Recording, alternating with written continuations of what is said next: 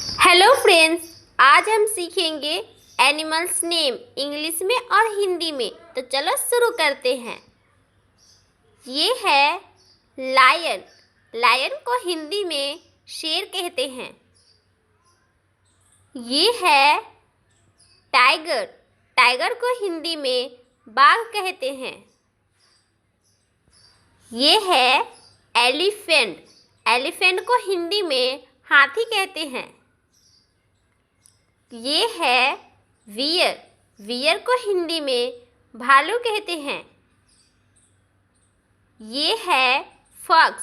Fox को हिंदी में लोमड़ी कहते हैं। ये है पिग। पिग को हिंदी में सुअर कहते हैं। ये है हर्स। हर्स को हिंदी में घोड़ा कहते हैं। ये है जेब्रा। जेब्रा को हिंदी में जेब्रा भी बोलते हैं। ये है जिराफ। जिराफ को हिंदी में जिराफ ही कहते हैं। ये है चीता। चीता को हिंदी में चीता बोलते हैं। लाइक सब्सक्राइब कर दीजिएगा दोस्तों, प्लीज़।